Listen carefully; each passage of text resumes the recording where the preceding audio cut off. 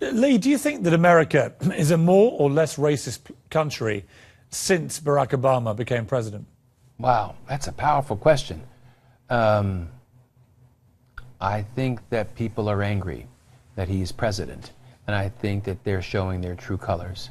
And I think that you know, when Danny Strong wrote those words, any black man could be killed by any white man and get away with it. Trayvon Martin had not happened.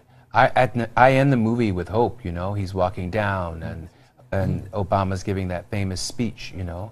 And then I come out of my edit room and Trayvon Martin has happened. So yeah, I think so. Sadly, I think so. Let me turn to you, Lenny, on this. Yes.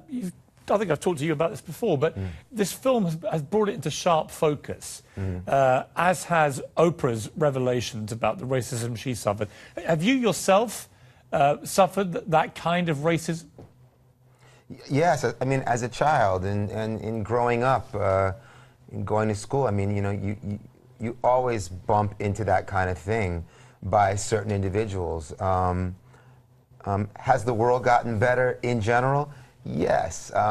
You know, the young generation, they don't even go for this, you know, this business. So many people just don't even understand it, you know, in the new generation. But, you know, it's still there. There are people, you know, when you move forward, there are always going to be people that don't want to go that way. They don't want to buy into that. They want to hold on to their traditions and their beliefs and the way they were raised. And therefore, you have a lot of people that are you know, fighting back and showing their true colors, as Lee said. But in general, you know, things are getting better with each generation. I mean, Cuba, what's fascinating in the movie is the relationship between father and son, with the head butler and his son.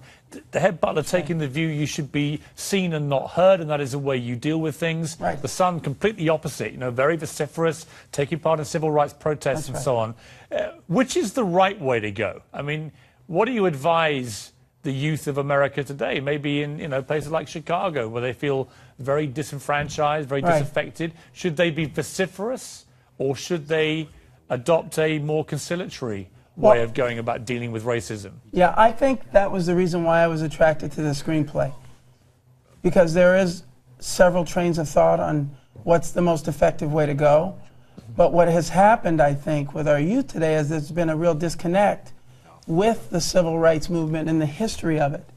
And I think this movie opens that dialogue so that you can make your decisions as an African American or an American.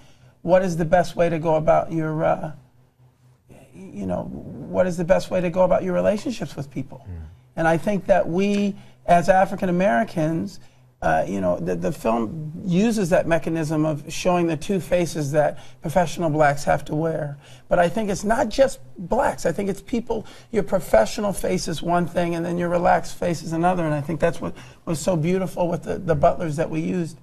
The behind the scenes in the locker room, the bantering, the house, and the relationships of family. I think that's important to convey. And I think that that's what this movie does so beautifully with Lee Daniels' direction.